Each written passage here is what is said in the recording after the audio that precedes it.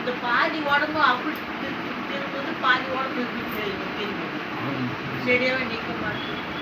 பட்டு நீட்டாக காலை ரெண்டு நீட்டாக நீட்டிங் பண்ணாதான் சரியா இருக்குது. எல்லாமே சரியா அப்புறம் இப்படி இப்படி அப்படி திருப்பிட்டே இருக்குது உடம்பு.